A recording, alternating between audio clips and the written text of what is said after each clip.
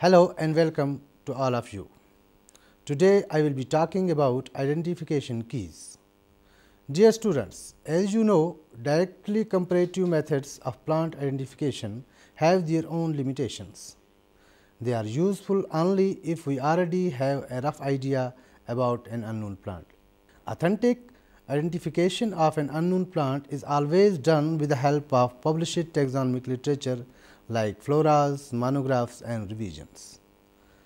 The most essential and useful feature of such literature is the use of identification keys. The keys are by far the most widely used method of identification of organisms and does not require much time, material or experience involved in comparison and recognition. Hence, keys are the most direct way of identifying plants. In biology, an identification key is a printed or computer aided device that aids the identification of biological entities such as plants, animals, fossils, microorganisms and pollen grains. A botanical key is an analytical device for the determination of names of plants. It is a series of specially arranged pairs of contrasting statements. The user is called upon to compare his plant with the first of these pairs, so to decide which of the two contrasting statements applies better to his plant, and then to pass on as directed to the appropriate following pair. This process is then repeated until the plant is named. Now, we highlight some principles of a good key.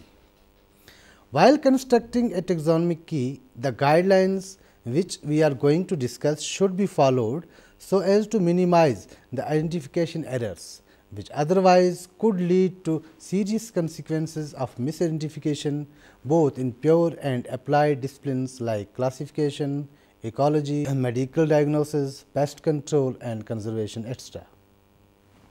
The first is, only diagnostic characters should be used at each identification step of a key. The characters taken into consideration should be common to all members of a group and unique to that particular group for which a key is constructed. Number 2 is, use macroscopic morphological characters with constant character states when possible.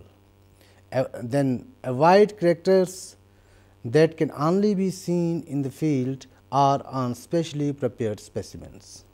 Also, it is important to incorporate as many contrasting characters as possible, but use of geographical distribution characters should be avoided.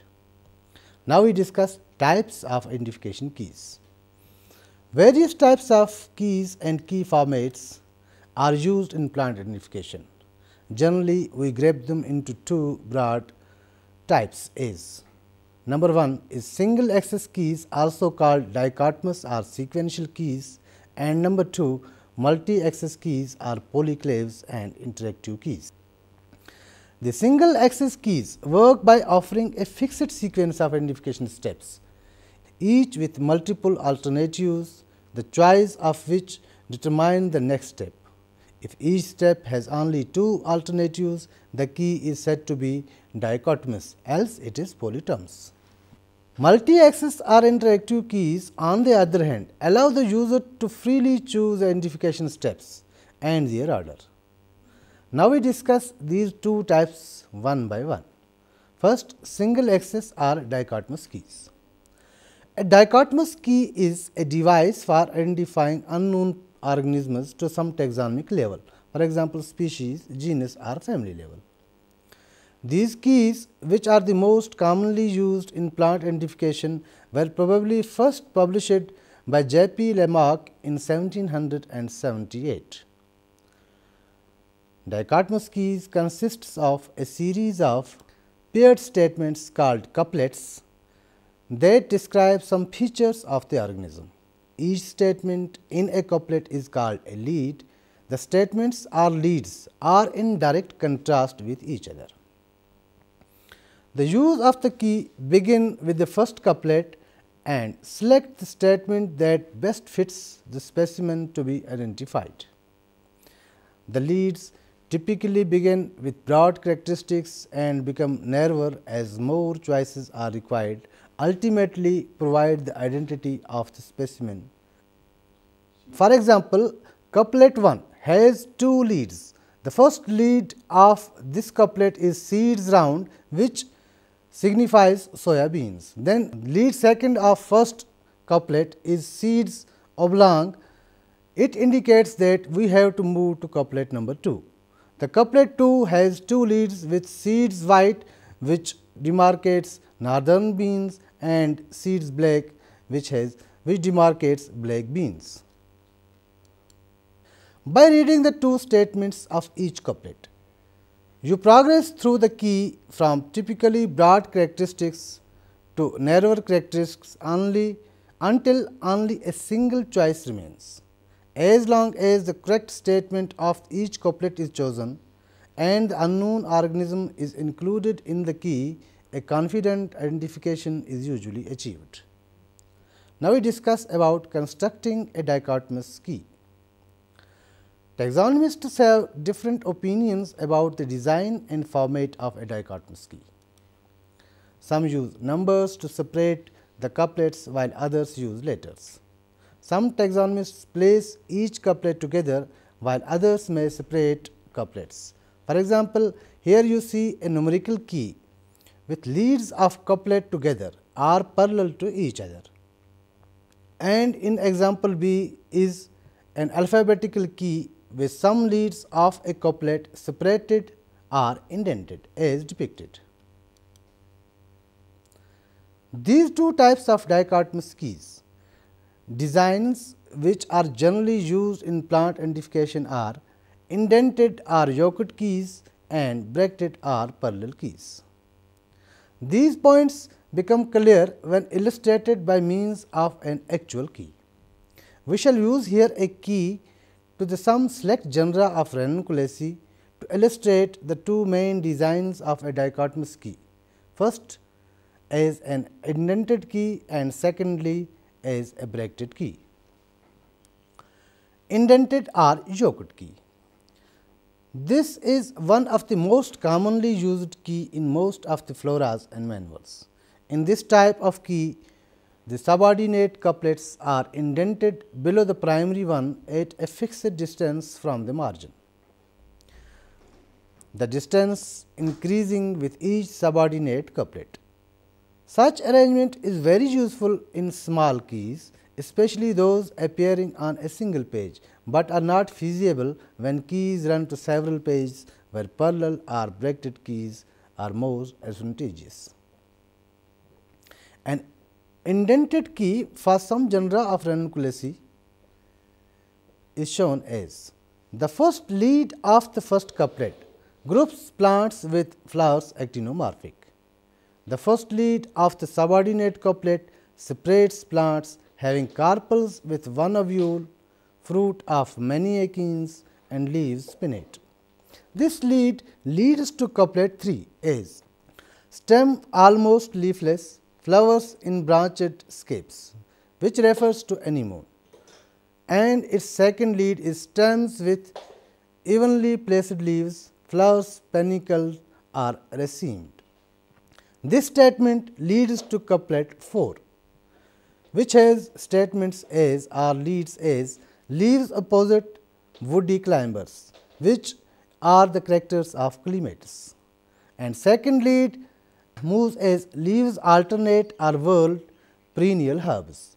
This lead further corresponds to fifth couplet as leaves not radical, perianth calyx persistent, which are the characters of thalectrum, and second lead is leaves alternate or all radical, perianth deciduous. Now, this statement leads to couplet 6. Flowers white or pale, petals 5 to 15, leaves glaucous. These refer to the characteristics of Callianthemum. And second lead is flowers yellow, petals 5, leaves not glaucous, which refers to ranunculus. Now, we come to second lead of couplet 2 again, which groups plants with carpels many ovuled, fruits follicular are berry, leaves by are tripinnate. This is further broken into two leads as flowers, not in racemes, often solitary, large stamens shorter than calyx or corolla, which signifies the characters of Caltha, and the second lead of seventh couplet is flowers small in simple or branching racemes or sometimes in spikes. This takes us to next couplet 8, which has two leads as pistil 1 fruit a berry, which refers to actia, and pistil 3 to 8 fruits follicle, which are the characters of Simpsifuga. Now, we discuss second design called bracketed or parallel key. In this type of key, two leads of a couplet are always together and the distance from the margin is always the same. Such arrangement of couplet is useful for longer keys where keys run to several pages.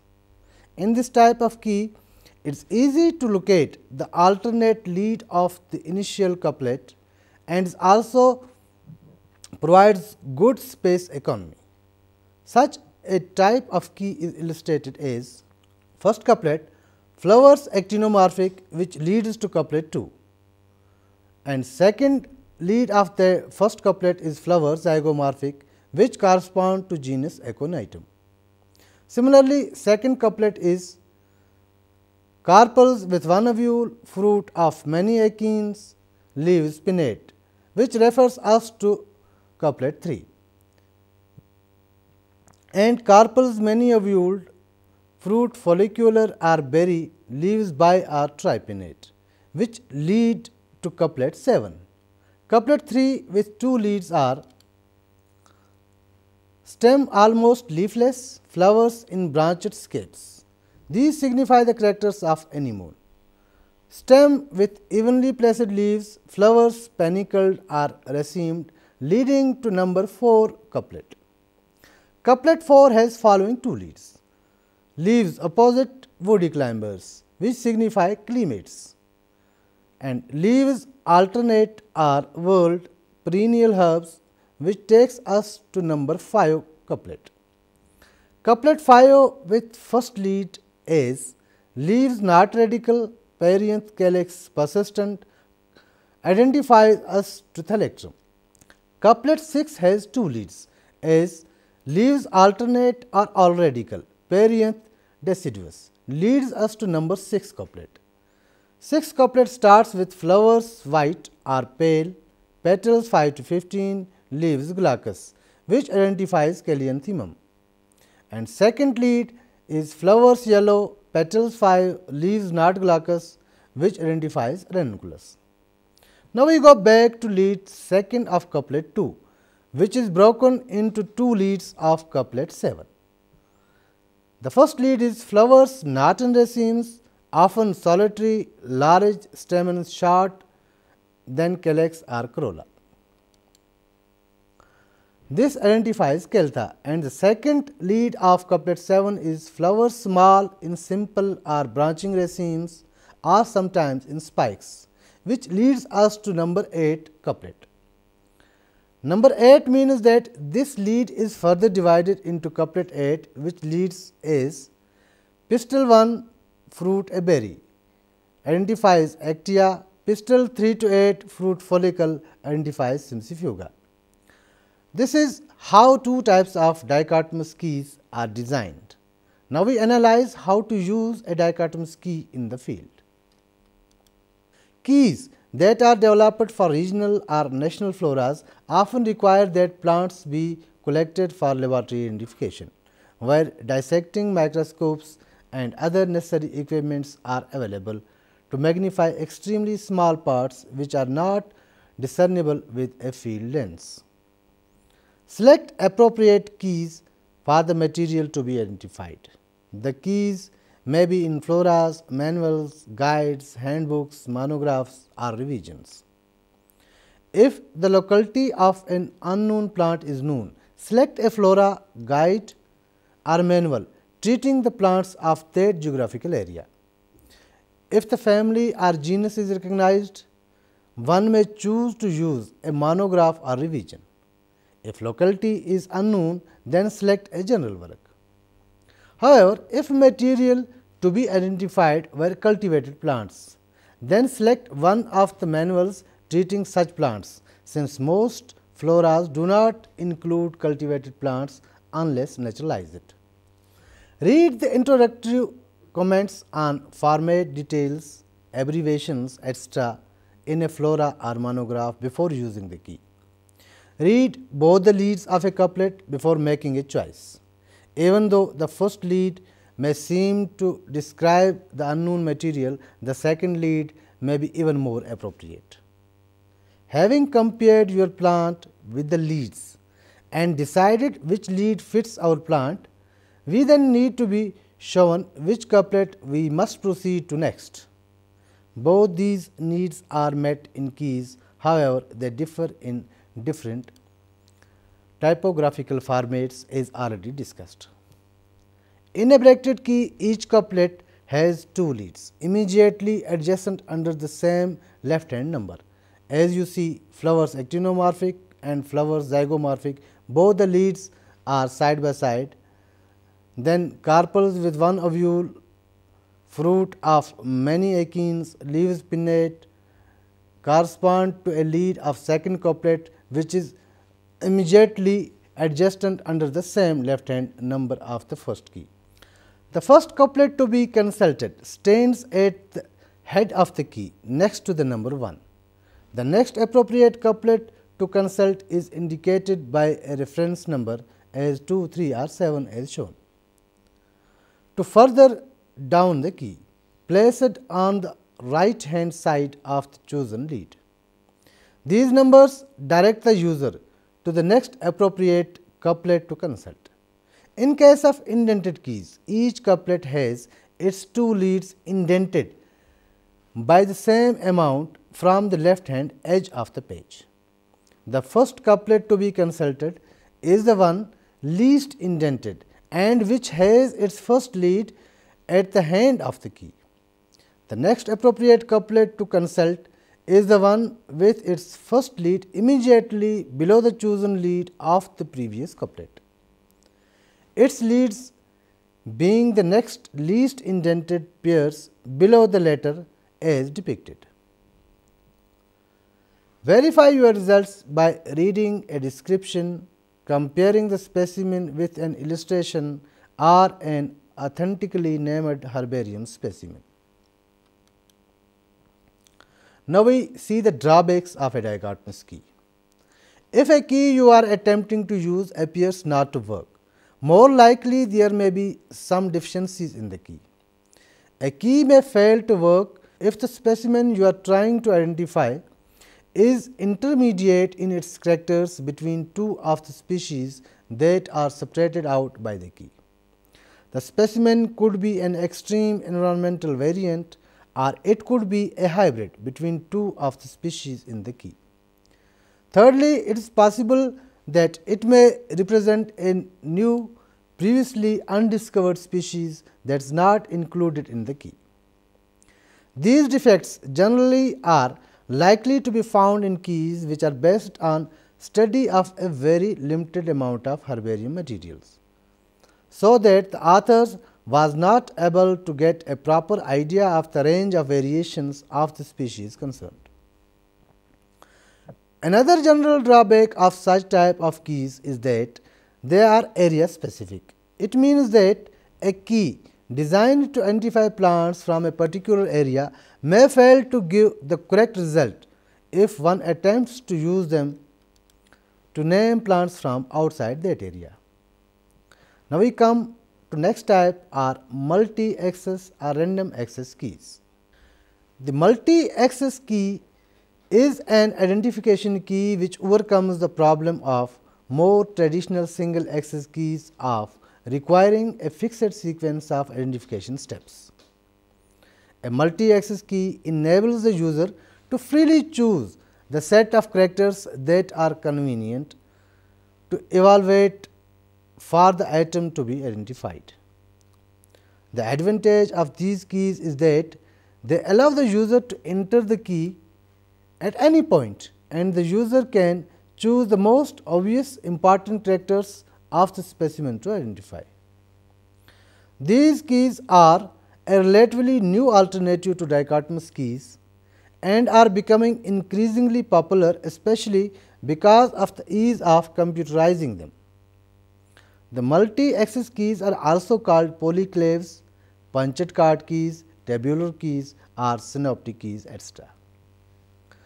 Identifying organisms with a polyclave is a process of elimination. In a written polyclave keys, there are a series of characters and character states. Each state is followed by a number or code for the species that possess that feature. The user selects any character and then copies down the list of species that possess the feature. Then the user selects another character and eliminates any species not common to both lists. This process continues until the specimen is identified. Such identification methods often make use of punched cards. The two basic types of punched cards are number 1 body punched card and number 2 edge punched cards. Now, first we deal with body punched cards. These cards, also named as window cards or peekaboo cards, make use of cards with appropriate holes in the body of the card. In the process, one card is used for one attribute, that is a character state. Therefore, as many cards are required as number of attributes taken into consideration and the number of taxa to be eliminated are numbered as depicted. Round holes are punched on the taxon number for the taxon which possess the character. The plant to be identified is examined and its characters noted. A good specimen often fetches 20 to 25 characters. One selects those cards corresponding to the characters found on the plant. The cards are put on the top of one another in a stack. Taxa having all observed characters are indicated by holes or windows which are easily seen when the cards are held in front of a light. The logic is simple. Each time a card is added, taxa not perforated in this new card are excluded. With 20 to 25 cards, it is likely that a taxon may be determined or searched narrow to a limited one. Now, we discuss edge punched cards. It differs from body punched cards in having one card for each taxon and holes punched all along the edges of the card, one for each attribute. These holes normally closed along the edge. For each attribute present in the taxon, the hole is clipped out to form an open notch instead of a circular hole along the edge. For identification, all cards are held together as a pack. Therefore, thereafter a needle is inserted in the hole corresponding to the first attribute of the unknown plant. As this needle is lifted up, the taxa containing the attribute would fall down and those lacking that attribute will remain in the pack, lifted by the needle. The latter are put aside and the others are gathered up and the process repeated with them using further characters until only one card falls out of the stack. The taxon which this card represents is identification of the unknown plant. Now, we discuss something about tabular keys. Tabular keys are essentially similar to the polyclaves in the sense that they can take ease of exhaustive list of attributes and are easier to use. The data are incorporated, however, not on cards, but in tables with taxa along the rows and attributes along the columns. The attributes represented in each taxon are pictured with the help of appropriate symbols. The attributes not represented in the taxon show a blank space in the column. Thus, the table will have as many rows as taxa and as many columns as number of attributes for which information is available. Now, we discuss interactive keys. An interactive key is an interactive computer program in which the user enters attributes, that is character state values of the specimen. The program eliminates taxa whose attributes do not match those of the specimen. This process is continued until only one taxon remains. Computer access keys involve the principles of multi-access or polyclave keys rather than sequential or dichotomous keys, and they may not be greatly affected if only one or two of the many characters do not fit. It is relatively easy given the proper computer software to convert multi-access keys to a computer interactive format. Now, we discuss the advantages and disadvantages of these interactive keys.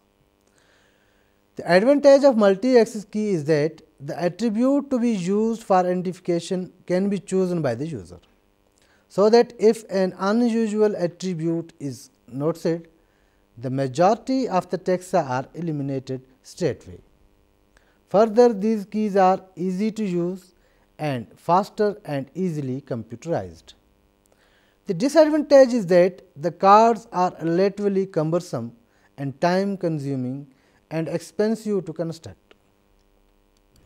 Further, only few such keys are currently available and requires a computer be handy when you are making your identifications, which is not problem in a lab, but may be unwidely to use in the field.